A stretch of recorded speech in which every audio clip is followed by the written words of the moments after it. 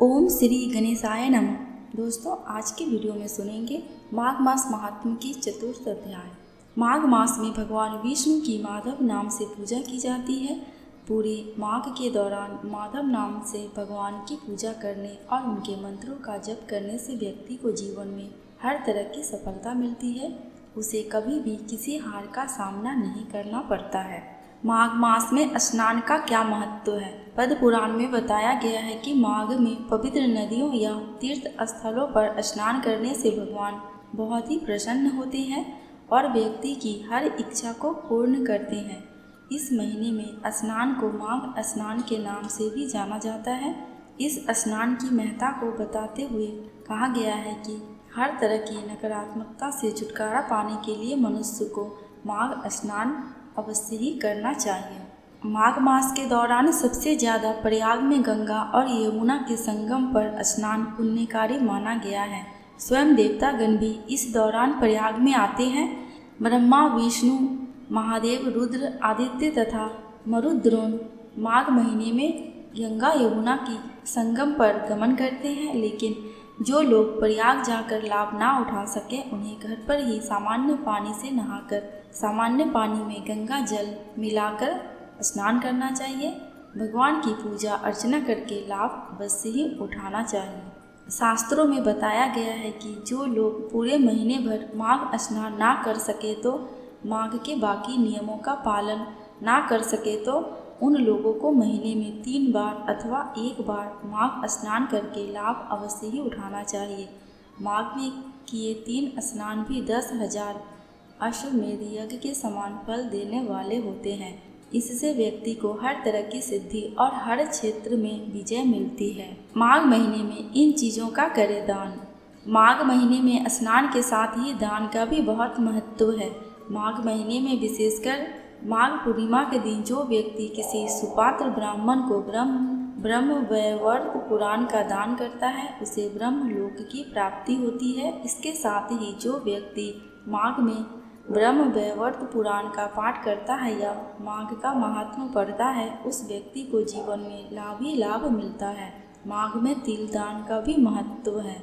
इस महीने में जो व्यक्ति तपस्वियों को या ब्राह्मणों को तिल दान करता है, वह बड़े आनंद से जीवन बिताता है। तिल के अलावा इस महीने में गुड़, कंबल और ऊनी वस्त्र दान करके भी पुण्य फलों की प्राप्ति की जा सकती है। जो लोग अपने परिवार की सुख शांति और खुशहाली कायम रखना चाहते हैं, उन्हें माघ के महीने के दौरान परिवार के साथ मिलकर काले तिलों से हवन कराना चाहिए। साथ ही पितरों की शांति के लिए किसी पवित्र स्थान पर पितरों का तर्पण करके लाभ पाना चाहिए।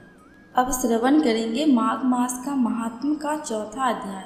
श्री वशिष्ठ जी कहने लगे कि हे राजन, अब मैं माघ के उस महात्मा को कहता हूँ जो कार्तवीर्य के पूछने पर दत्तात्रेय ने कहा था।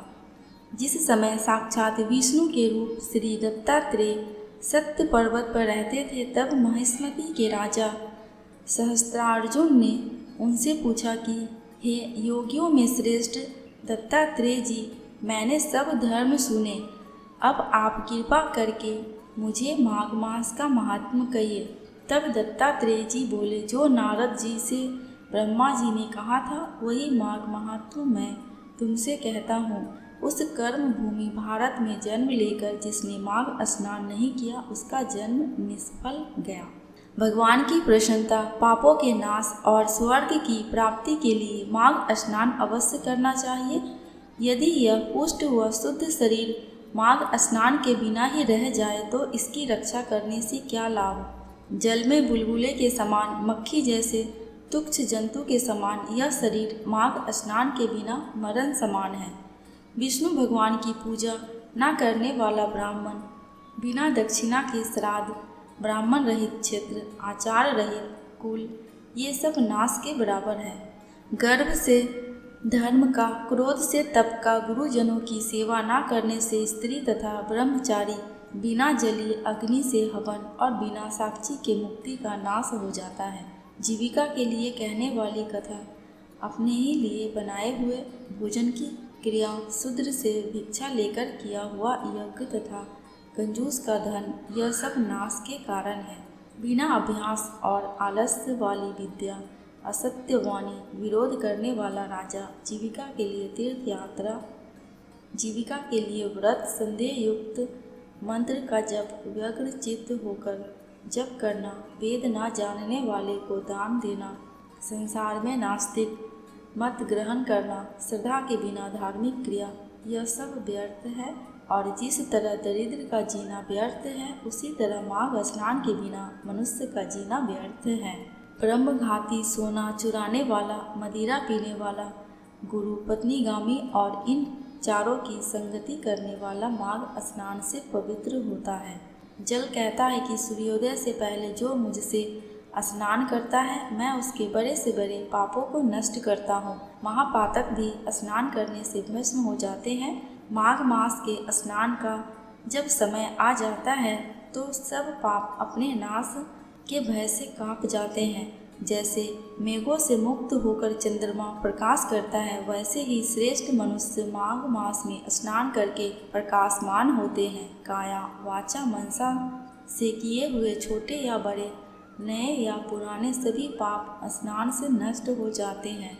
आलस्य में बिना जाने जो पाप किए हों वह भी नाश को प्राप्त होते हैं। जिस तरह जन्म जन्मांतर के अभ्यास से आध्यात्मिक ज्ञान की प्राप्ति होती है, उसी तरह जन्मांतर अभ्यास से ही माघ स्नान में मनुष्य की रुचि होती है। यह अपवित्रों को पवित्र करने वाला बड़ा तप और संसार रूपी कीचड़ को धोने की पवित्र वस्तु है।